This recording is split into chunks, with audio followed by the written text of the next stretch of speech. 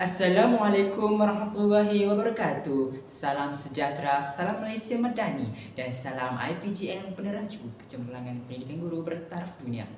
Bismillahirrahmanirrahim. Lazat sungguh rasa tomato dimakan bersama buahku ini. Kalau tidak kerana pidato, tak akan saya berada di sini. Datang bahtera dari Medan, singgah sebentar di Lalon Kerai. Assalamualaikum saya hulurkan kepada warga Dewan Pembuka Tirai. Yang dihormati Tuan Pengerusi Majlis, barisan hakim yang arif lagi bijaksana, yang berusaha Tuan Pengarah Pendidikan Guru Malaysia Kampus Perlis, pensyarah-pensyarah dan siswa-siswi guru IPGM Kampus Perlis sekalian. Berdirinya saya di sini pada pagi yang mulia ini adalah untuk menyampaikan sebuah syarahan yang bertajuk Masyarakat Madani ke arah penghayatan akhlak mulia dan sunnah baginda sallallahu alaihi wasallam dalam kehidupan muslim sebagai khalifah. Hadirin yang saya hormati sekalian, sebelum langkah lebih jauh, terlebih dahulu izinkan saya mendefinisikan beberapa kunci yang terdapat dalam tajuk syarahan saya pada pagi ini. Madani menurut bahasa Arab yang bererti peradaban atau masyarakat yang beradab. Dalam konteks sosial dan budaya, istilah ini sering merujuk kepada masyarakat yang menjunjung tinggi nilai-nilai kemanusiaan, keadilan dan kerukunan. Masyarakat madani diharapkan memiliki sifat positif dalam kehidupan sosial, politik dan ekonomi serta memperhatikan hak asasi manusia, keberagamaan.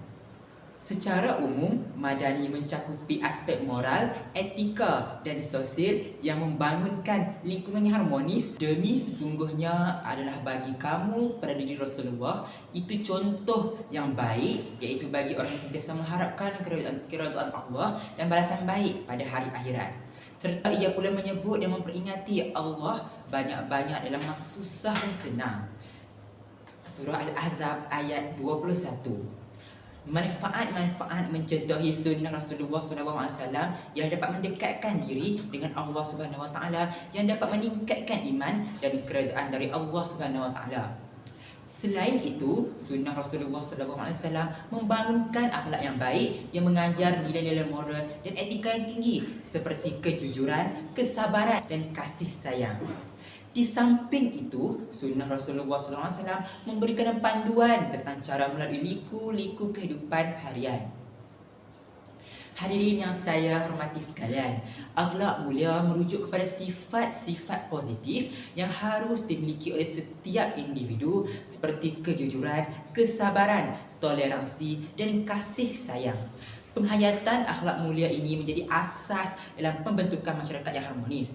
Dalam Al-Quran dan hadis terdapat banyak contoh akhlak Nabi Muhammad SAW yang perlu dijadikan teladan, seperti sikap pemaaf dan adil dalam setiap tindakan. Sunnah Rasulullah SAW mencakupi pelbagai aspek kehidupan yang boleh dicontohi.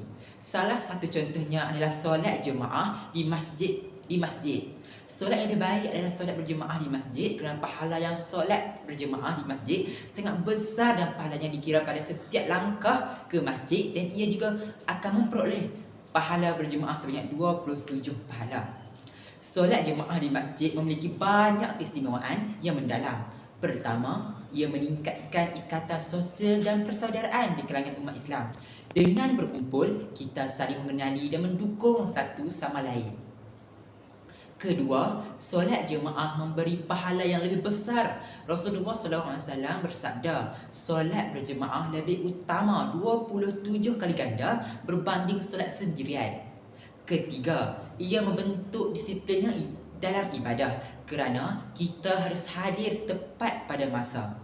Selain itu, suasana masjid yang tenang membantu kita fokus dan khusyuk dalam beribadah. Secara keseluruhan, solat jemaah memperkukuh iman dan memperbaiki hubungan kita dengan Allah Subhanahu Wa Taala serta sesama. Nabi Muhammad SAW bersabda, sungguh alangkah ingin aku menyuruh para sahabat melakukan solat dan aku suruh seseorang untuk mengimaminya. Kemudian aku pergi bersama beberapa orang yang membawa beberapa ikat kayu api menuju rumah orang-orang yang tidak ikut solat berjemaah untuk membakar rumah mereka dengan api.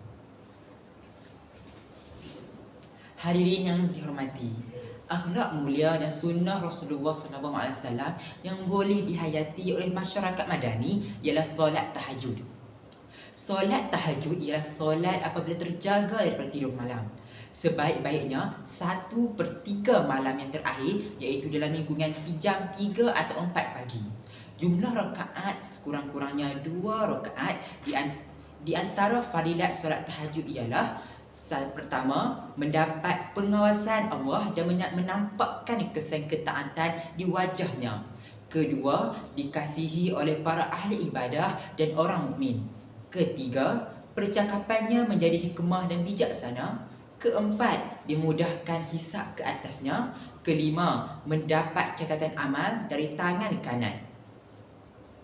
Allah Subhanahu Wa Taala berfirman, dan bangunlah pada sebahagian di waktu malam serta kerjakanlah solat tahajud padanya sebagai solat tambahan bagimu.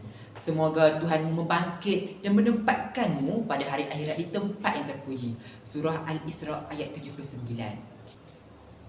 Sedekah ialah seseorang itu mengorbankan sedikit hartanya untuk diberikan kepada orang yang memerlukan dengan hati dan perasaan ikhlas kerana Allah. Bagi orang yang rajin bersedekah, Allah akan gandakan setiap sedekahnya dengan rezeki yang melimpah. Kepedulian terhadap sesama, Rasulullah SAW selalu menunjukkan kepedulian terhadap golongan yang kurang beruntung. Dengan bersedekah, kita dapat membantu mereka yang memerlukan, sama ada dari segi kewangan, makanan atau pendidikan. Menghapuskan dosa, sedekah dianggap sebagai cara untuk menghapuskan dosa dan kesalahan kita. Dalam hadis Rasulullah SAW menyatakan bahawa sedekah dapat menjadi pelindung dari azab, mendapat pahala yang melipat ganda. Allah menjanjikan ganjaran yang besar bagi mereka yang bersedekah. Pahala ini bukan sahaja diperoleh di dunia tapi juga di akhirat. Mendekatkan diri kepada Allah, sedekah merupakan salah satu cara untuk mendekatkan diri dengan Allah. Melalui amalan ini kita menunjukkan rasa syukur dan kebergantungan kepadanya. Sebagai penutup syarahan ini, marilah kita renungkan pentingnya membangun masyarakat Madani yang berlandaskan penghayatan akhlak mulia dan sunnah Rasulullah SAW. Dalam era yang penuh cabaran ini, menjadi tanggungjawab kita sebagai Muslim untuk mengamalkan nilai-nilai luhur yang diajarkan oleh baginda. Dengan meneladani akhlak Rasulullah SAW, kita dapat membentuk masyarakat yang harmoni, adil dan sejahtera. Sebagai khalifah di bumi ini, kita perlu menyebarkan kasih sayang, keadilan dan tolong-menolong dalam kalangan masyarakat. Marilah kita bersama-sama berusaha menerapkan ajaran-ajaran ini dalam kehidupan sehari-harian demi kebaikan diri, keluarga dan masyarakat. Semoga usaha kita diberkati dan membawa kebaikan bagi umat. Terima kasih atas perhatian semua. Sekian wabillahi taufiq wal hidayah. Wassalamualaikum warahmatullahi wabarakatuh.